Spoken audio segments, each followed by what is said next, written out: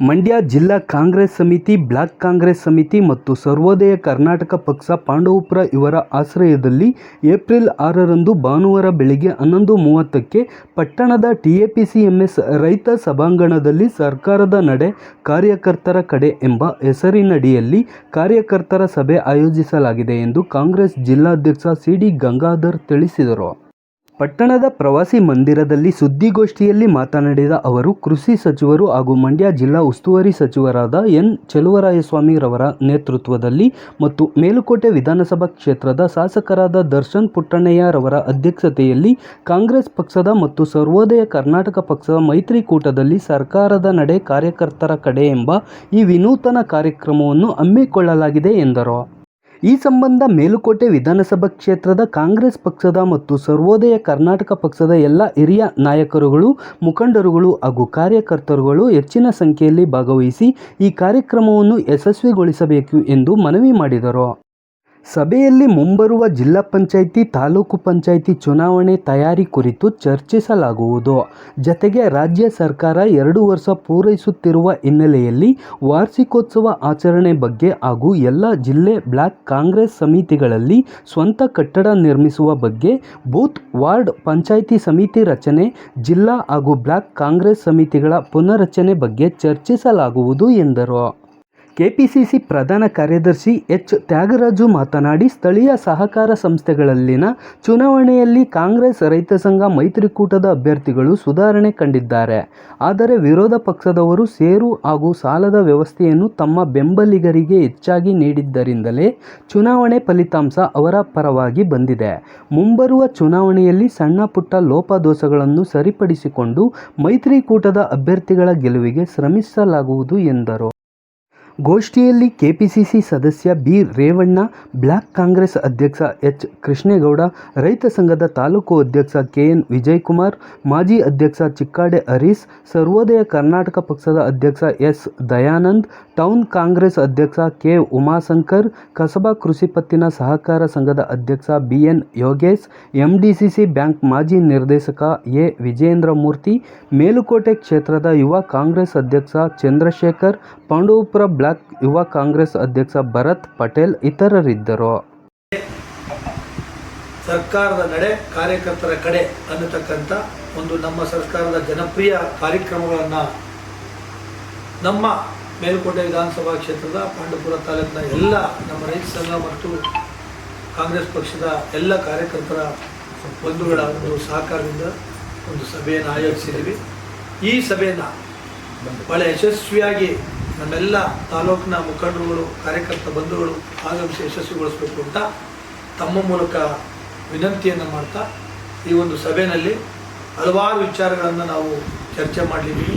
ಮುಂದೆ ಬರ್ತಕ್ಕಂಥ ಜಿಲ್ಲಾ ಮತ್ತು ತಾಲೂಕು ಪಂಚಾಯಿತಿ ಚುನಾವಣೆಗಳ ಬಗ್ಗೆ, ಭಾಳ ಮುಖ್ಯವಾಗಿ ಸರ್ಕಾರ 2 ವರ್ಷ ಪೂರೈಸ್ತಾ ಇರ್ತಕ್ಕಂಥ ಸಂದರ್ಭದಲ್ಲಿ ಅದರ ಒಂದು ವಾರ್ಷಿಕೋತ್ಸವದ ಆಚರಣೆ ಬಗ್ಗೆ, ಮತ್ತು ನಮ್ಮ ರೈತ ಸಂಘ ಮತ್ತು ನಮ್ಮ ಬ್ಲಾಕ್ ಕಾಂಗ್ರೆಸ್ ಸಮಿತಿಗಳ ಇನ್ನೂ ಹೆಚ್ಚು ಕ್ರಿಯಾಶೀಲಗೊಳಿಸ್ತಕ್ಕಂಥ ನಿಟ್ಟಿನಲ್ಲಿ ಕಾರ್ಯೋನ್ಮುಖರಾಗುವ ಬಗ್ಗೆ, ಎಲ್ಲ ಕಾರ್ಯಕ್ರಮಗಳ ಬಗ್ಗೆ ನಮ್ಮೆಲ್ಲ ನಾಯಕರು ಸುಮಾರು 12 ಗಂಟೆಗೆ ಬಂದು ಇಲ್ಲಿರ್ತಕ್ಕಂಥವರೆಲ್ಲರೂ ಉದ್ದೇಶಿಸಿ ಮಾತನಾಡಿದ್ದಾರೆ. ಈ ಒಂದು ಕಾರ್ಯಕ್ರಮಕ್ಕೆ ನಮ್ಮೆಲ್ಲ ಜಿಲ್ಲೆಯ ಶಾಸಕರುಗಳು, ವಿಧಾನ ಪರಿಷತ್ ಸದಸ್ಯರುಗಳು ಆಗಮಿಸ್ತಾ ಇದ್ದಾರೆ.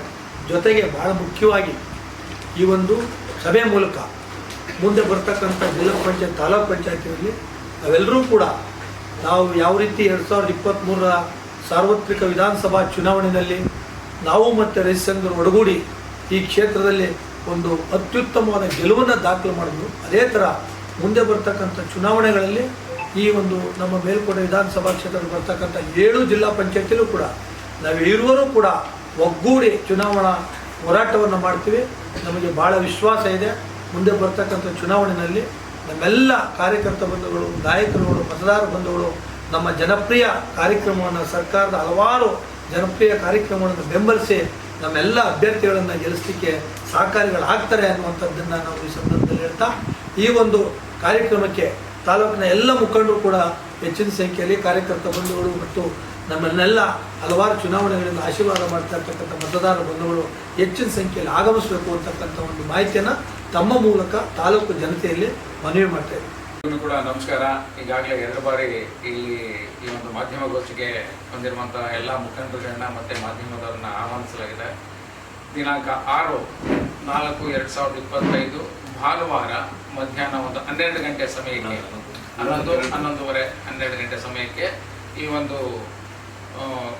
ಮುಂಬರುವಂತಹ ಈ ಒಂದು ಸ್ಥಳೀಯ ಸಂಸ್ಥೆಗಳ ಚುನಾವಣೆ ಏನಿದೆ, ತಾಲೂಕ್ ಪಂಚಾಯತ್ ಅಥವಾ ಜಿಲ್ಲಾ ಪಂಚಾಯತ್ ಆಗಿರ್ಬೋದು ಅಥವಾ ಸಂಘ ಸಂಸ್ಥೆಗಳ ಚುನಾವಣೆಗಳೇನಿರ್ಬೋದು, ಆ ಒಂದು ವಿಚಾರವಾಗಿ ನಾವು ಪೂರ್ವಭಾವಿಯಾಗಿ ನಾವೇನು ಚುನಾವಣೆಗಳ ಪರವಾಗಿ ಸಿದ್ಧತೆಗಳನ್ನ ಮಾಡ್ಕೋಬೇಕು, ಆ ಒಂದು ನಿಟ್ಟಿನಲ್ಲಿ ಕಾರ್ಯಕರ್ತರ ಒಂದು ಬೃಹತ್ ಸಭೆಯನ್ನ ನಾವು ಕರೆದಿದ್ದೇವೆ. ಈ ಒಂದು ಸಭೆಯಲ್ಲಿ ಮುಖ್ಯ ಒಂದು ಘನ ಉಪಸ್ಥಿತಿ ಅಂತಂದ್ರೆ ಮಾನ್ಯ ಮಂಡ್ಯ ಜಿಲ್ಲೆಯ ಉಸ್ತುವಾರಿ ಸಚಿವರಾದಂತಹ ಶ್ರೀಯುತ ಚಲುವರಾಯಸ್ವಾಮಿ ಅವರು ಕೂಡ ಈ ಒಂದು ಸಭೆಯ ಒಂದು ಘನ ಉಪಸ್ಥಿತಿಯನ್ನು ವಹಿಸಲಿದ್ದಾರೆ. ಹಾಗೆ ಈ ಒಂದು ಸಭೆಯ ಅಧ್ಯಕ್ಷತೆಯನ್ನ ಮಾನ್ಯ ಶಾಸಕರಾದಂತಹ ಶ್ರೀ ದರ್ಶನ್ ಪುಟ್ಟಣ್ಣಯ್ಯನವರು ವಹಿಸ್ತಿದ್ದಾರೆ. ಸಾಕಷ್ಟು ವಿಚಾರಗಳನ್ನ ಈ ಒಂದು ಸಭೆಯಲ್ಲಿ ಚರ್ಚಿಸಬೇಕಾದಂತಿದೆ. ನಾವೆಲ್ಲ ಕಾರ್ಯಕರ್ತರನ್ನ ಒಗ್ಗೂಡಿಸಿ ಒಮ್ಮೆಗೆ ಕರ್ಕೊಂಡು ಹೋಗುವಂತ ಕೆಲಸ ಆಗಬೇಕು. ಮತ್ತೆ ಈವರೆಗೆ ಈ 2 ವರ್ಷದ ಅವಧಿನಲ್ಲಿ ಮಾನ್ಯ ಶಾಸಕರಾದಂತಹ ದರ್ಶನ್ ಪುಟ್ಟಣ್ಣಯ್ಯವರಾಗಿರ್ಬೋದು ಅಥವಾ ಜಿಲ್ಲಾ ಉಸ್ತುವಾರಿ ಸಚಿವರಾದಂತಹ ಚಲುವರಾಯಸ್ವಾಮಿಯವರಾಗಿರ್ಬೋದು, ಅವರು ಈವರೆಗೆ ಮಾಡಿರುವಂತಹ ಸಾಧನೆಗಳ ಬಗ್ಗೆ ಜಾಗೃತಿ ಮೂಡಿಸುವಂತಹ ಕೆಲಸನೂ ಕೂಡ ಈ ಒಂದು ಸಭೆಯಲ್ಲಿ ಆಗ್ತದೆ. ಹಾಗೆಯೇ ಮುಂಬರುವ ಇನ್ನು 3 ವರ್ಷಗಳ ಅವಧಿಯಲ್ಲಿ ಅವರೇನೇನು ಸಾಧಿಸಬೇಕು ಅಂತ ಮನಸ್ಸಿನಲ್ಲಿ ಇಟ್ಕೊಂಡಿದ್ದಾರೆ, ಆ ಒಂದು ಕಾರ್ಯ ಯೋಜನೆಗಳ ಬಗ್ಗೆನೂ ಕೂಡ ತಿಳಿಸುವಂಥದ್ದು ಕೂಡ ಆಗ್ತದೆ.